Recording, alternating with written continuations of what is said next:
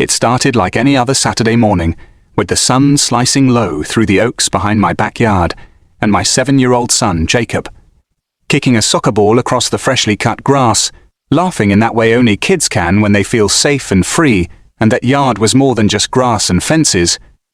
It was a sanctuary I had built with my own hands after decades spent living in hotel rooms, safe houses, armored SUVs, and deployment quarters, guarding presidents from threats they never even knew were 3 blocks away. And all I wanted now was the quiet life, a secure home, and a place where my son could grow up without shadow teams, code names, or threat levels.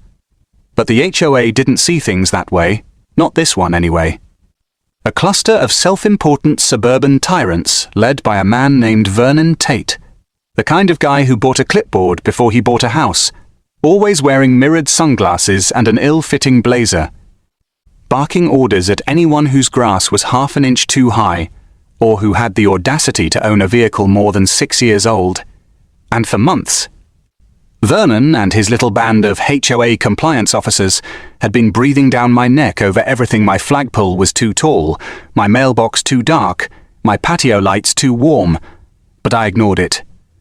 Because I knew how to choose my battles, and at the time, I didn't think they were worth one until that morning, when Jacob stopped laughing mid-kick and looked toward the fence with eyes wide and scared, because 2 men had just climbed over it.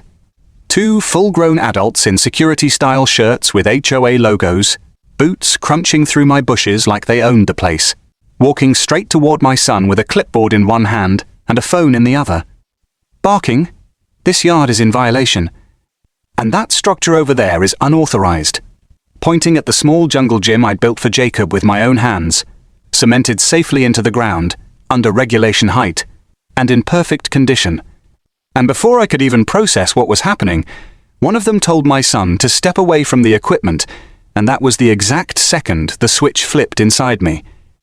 The same switch that used to light up when a foreign dignitary's convoy took a wrong turn, or when a suspicious van parked too long near the White House fence, and I moved, not fast, not loud, but with the kind of silent, precise calm that only comes from training, adrenaline, and absolute clarity. I stepped out the back door and crossed the yard before they even noticed me. And when they finally turned, they froze. Because something about the way I moved, the way I looked them in the eye, told them they'd just made a mistake they wouldn't walk away from quietly. I didn't yell, didn't need to.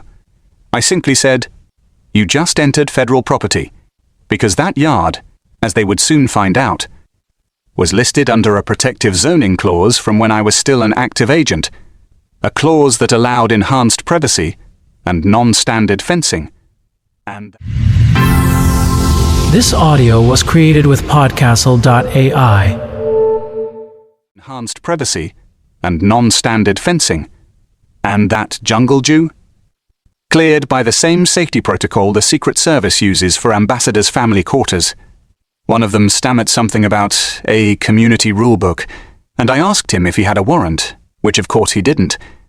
And then I showed them the placard by my fence, the one that read, "No trespassing federal clearance required," which they had passed without a glance, thinking I was just another homeowner they could bully.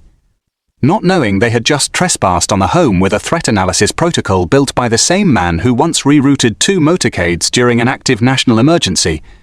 I told them to drop their radios and leave the yard. But they didn't. Not until I pulled my phone and started recording, calmly stating their names, their actions. And the fact that my son was now under psychological duress, thanks to 2 untrained HOA rente cops who thought they were deputized to enforce something they didn't understand, and I made sure they saw the look in G. My eyes, the one I used to give foreign agents who got too close to a diplomat's child. The one that said, "You just crossed the last line," and by the time they were halfway back over the fence, Vernon Tate had shown up on the pan. Sidewalk, demanding to know what was going on, barking legalese and HOA bylaws, and I stepped over to the edge of my property and told him, in full view of my camera and several neighbors, "What's going on is a criminal barn. Investigation into unlawful entry, child endangerment, and violation of federal protective zoning and if you don't leave this instant, I will consider you part of it." And he laughed, nervously at first, until I read his full name, date of birth, vehicle, make and model, and then said, "I know exactly who you are, and I know exactly where this is going." And the blood drained from his face because people like Vernon love control until someone shows up who sees through them. Someone who's trained not just to respond to threats, but to eliminate them without raising their voice. And from that moment on, everything changed. I filed an incident report with the sheriff, forwarded the footage to my old contacts at DHS, and within 3 days, 2 federal agents were interviewing my neighbors, quietly documenting what the HOA had been doing, and what surfaced was worse than I imagined: dozens of complaints, buried by the board, harassment of veterans, threats against single mothers, unauthorized surveillance footage taken of people's backyards, and suddenly Vernon wasn't smiling anymore, and I hadn't even started yet, because I knew exactly how to dismantle a structure like theirs. Methodically, legally, and in full view of the community they thought they ruled. And this? This was just day one. Vernon and his clipboard army had no idea that crossing into my yard wasn't just a breach of some outdated CAMI. HOA ordinance. It was the final straw for a man who had made a career out of spotting threats before anyone else knew they existed. The same man who once coordinated multi-agency evacuations for a presidential rally under threat of biological attack, who briefed the Joint Terrorism Task Force on regional threat patterns and taught counter-surveillance techniques to embassy security personnel. And yet somehow this smug suburban council of failed hall monitors thought I wouldn't notice 2 strangers scaling my back fence in broad daylight while my child was playing, and the more I dug, the worse it got. Because the HOA had built an entire network of unlicensed enforcers, men with 0 background checks, no badges, and often no address within the community. Subcontracted through a shell company Vernon created to collect inflated security fees from the neighborhood budget, which meant that not only had these men trespassed on protected property, they'd been hired illegally, uninsured and unvetted, around children, near homes, all under the illusion of community safety, so I did what I had trained others to do. I documented everything. This audio was created with podcastle.ai. So I did what I had trained others to do. I documented everything. I filed FOIA requests for the HOA's incorporation records. I cross-referenced dates on their meeting minutes with building permits. And I discovered a paper trail so sloppy it was insulting they had billed over $17,000 in perimeter security upgrades that never existed, funneled through a landscaping company that didn't even own a weed trimmer. And as I compiled the evidence, I reached out to an old contact at the Inspector General's office who remembered me from a Brussels detail back in '09. And when I laid out the situation, his response was immediate and simple. "We'll take it from here. Stay visible, but stay clean," which is exactly what I did. I let the HOA watch me, see me walking the block with a calm nod, let them think I was just angry, maybe unhinged, maybe trying to make noise, all while I was feeling the feds every dirty contract, every forged signature, every minute of HOA security footage where they pointed surveillance cameras into private yards without consent, and it didn't take long for others to come forward. Quietly at first, a widow named Mrs. Feldman, who had been fined for keeping her late husband's flag up too long. A young couple who were told their autistic son's therapy swing was an eyesore. Even a Navy vet named Price, who had been ticketed 3 times for parking his Harley under a tree instead of inside his garage. And as the Burgess list grew, so did the strength of the case, not just against Vernon, but the entire HOA leadership, many of whom didn't even live in the neighborhood anymore and just used the position to push contracts to their friends. Meanwhile, I reinforced my home like the embassy compound I used to protect: added motion sensors, new locks, backlighting on every corner, not because I was scared, but because I wanted them to know. I see everything. And I'm not the one to test. But Vernon didn't learn, not right away. And when he tried to file a civil complaint against me for hostile conduct, I responded by delivering a notarized cease and desist, hand signed by a U.S. District Court judge and backed by a protective designation still active from my time with Presidential Protection Division. And that's when his lawyers backed off fast, and for the first time, he realized he wasn't dealing with a guy who put up garden gnomes without HOA approval. He was dealing with someone who used to design emergency extraction maps for the Commander-in-Chief, and who knew how to build a perimeter that couldn't be breached without consequences. Still, they tried small things, mail delays, broken sprinklers, anonymous complaints about noise that never happened, but I kept a log, detailed and disciplined, and every entry just became another nail in their legal coffin. And then came the town hall meeting. Oh, they didn't want me there, but I came anyway, with a 112-page dossier of violations, contracts, invoices, and personal testimonies. And when I stepped up to the microphone, I didn't raise my voice. I just read from the evidence, one page at a time, calm, clear, professional. And I watched their expressions shift from smug irritation to panic. Because when I said federal inquiry and child, endangerment and structural fraud, every homeowner in that crowded room sat a little straighter, started whispering, some filming. And by the time I finished, no one applauded. It was too quiet, too heavy, but the message was clear. The man they thought they could harass, intimidate, and silence had just dismantled them in front of everyone, and I wasn't even done yet. After the meeting, people approached me quietly asking how to protect their homes, how to pull their names from HOA voting lists, how to opt out of mandatory fees, and I shared what I could, all legal, all above board, because this wasn't about vengeance anymore. It was about taking back the neighborhood from a regime that thought power came from fine print and intimidation rather than consent and accountability. And that night, as I tucked Jacob into bed, he asked me, "Are the bad guys gone yet?" And I smiled and said, "Almost. We're just making sure they never come back." And deep down, I knew chapter 2 of this story would be where the reckoning really began. When you've spent your life guarding world leaders from threats that don't make the news, the one thing you never underestimate is silence. And that's exactly what I walked into the week after the town hall. A silence so sharp you could feel it in the way neighbors closed garage doors slower, looked longer, and started asking real questions for the first time in years.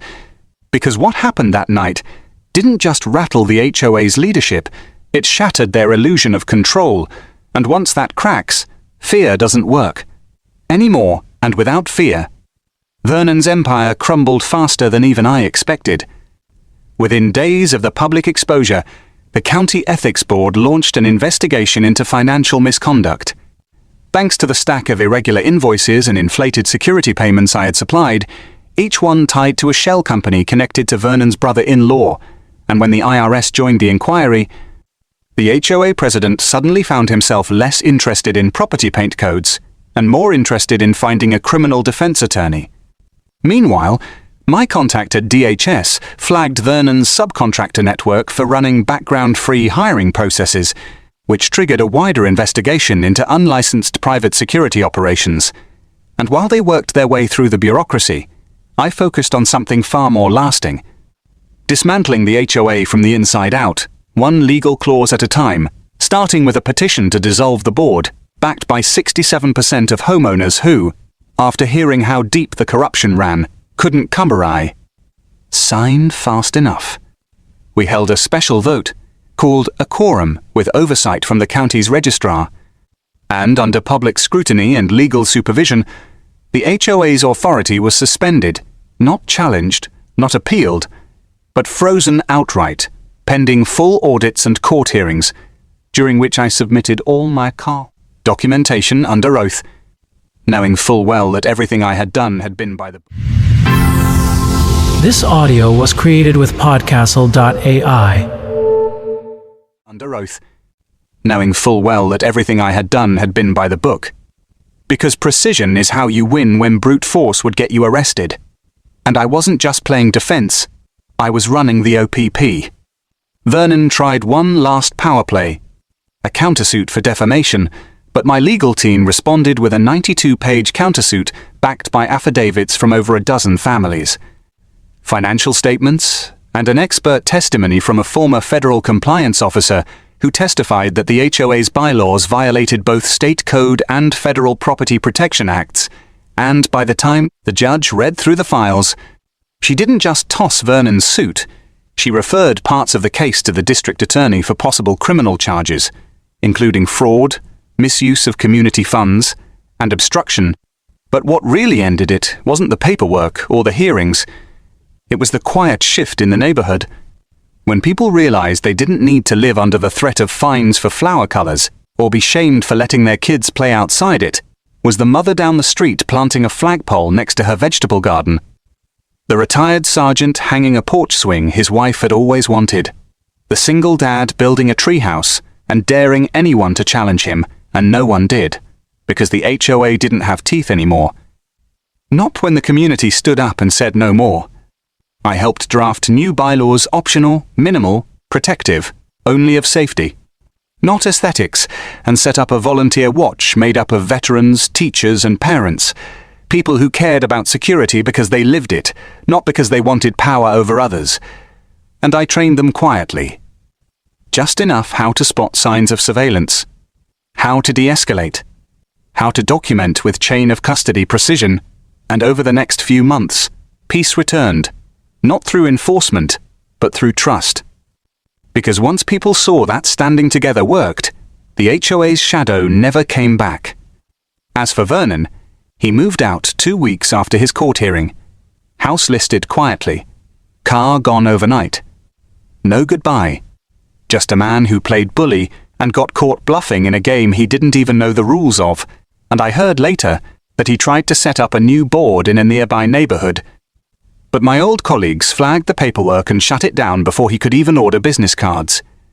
Now, years later, I still live in that same house. My son's jungle gym replaced by a full soccer goal and batting cage, his laughter louder than ever. And sometimes when I hear the distant sound of boots on pavement or the echo of radios in the wind, I flash back to that morning when they crossed my fence. But I don't feel anger anymore, just clarity. Because that moment reminded me that even in retirement, even when you leave the convoy and the radio call signs behind, you don't stop protecting what matters. You just change the perimeter, and you guard it with everything you are. The sign on my gate still reads, "No trespassing, federal zoning active," and the fence has since been reinforced with steel core panels. Not because I expect trouble, but because once someone tries to take what's yours, your peace, your family, your ground, you never leave it unguarded again. And if the next fool forgets that, well, they won't have to learn from me. They'll learn from what's already written in the soil, the code, and the community I helped protect from the inside out.